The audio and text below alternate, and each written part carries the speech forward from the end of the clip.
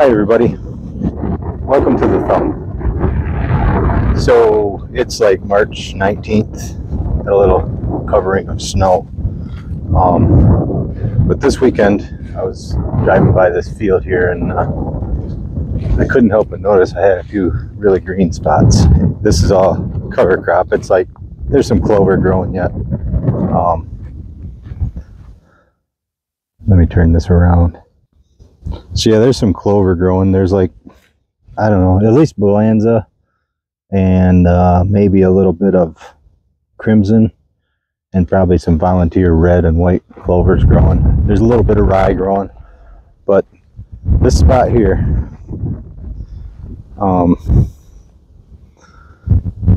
I know what caused it. There was a dead deer here when I took the rye off. There's a dead deer here, and then I don't know if you can really see it, but right in there. I don't know if I can zoom this or not. Yeah, there's another one. That's where a dead deer was. Okay, so I know the what caused it was a dead deer, and but what I want to know is why.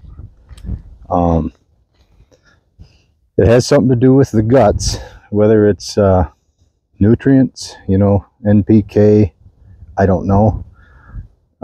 Even last fall when I planted the cover crops, I planted radishes and other stuff, but you know, obviously the clover too.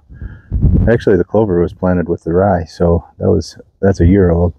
But anyway, I did notice last year, kind of right up in that area, there was a spot like that. The rye had gotten, at least a foot or two higher than everything else in the field.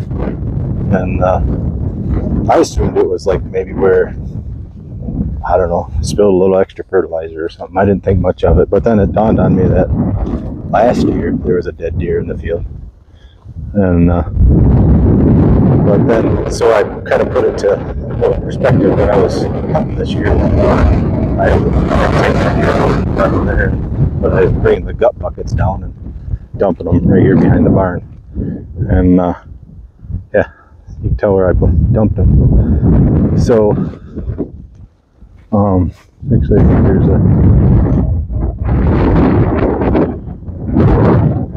I guess these are the only two major piles you can see. But yeah, anybody watching this, leave in the comments if you know why it was doing that. I mean, like I said, I know what caused it. It was dead deer, and I want to know why, because if I can get every square inch of all the property I farm to look like that, I'd be making some money. And I mean, there's probably enough deer around. I could probably, you know, cover this whole, you know, 80 acres with dead deer, but it'd be a lot of work. But yeah, if it's, you know, bacteria, if it's, you know, I mean, obviously it's something that's in the deer carcass or in the guts actually. So is it the bacteria? Is it just the biology that,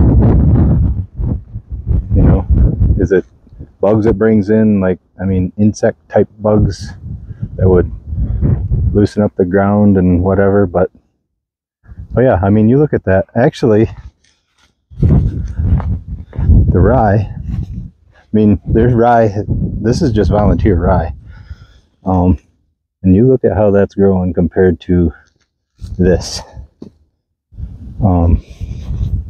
just a huge difference. And you know, and obviously I'm kind of working towards soil health, but and I guess I'm not into snake oils and you know, what do you call them, I don't know what you call them, but you know, all the snake oils and amendments you could put on it to, you know, speed things up. I want to do it somewhat naturally, because I mean, you could buy something from California and dump it here and it might not work anyway. So I'd rather just figure out what's going on here. But anyway, I'm going to cut this video short. Yeah, 5 minutes is enough. But yeah, so all I want to do is just thank you for watching, and yeah, be sure to leave comments. I really want to know if anybody has any experience that watches this video. Yeah, leave in the comments of what you think it is. Even if you have a observation at your own place, or have a theory on it, I don't care. I want to see what's going on, or figure out what I can do to amplify that without killing 1,000 deer. But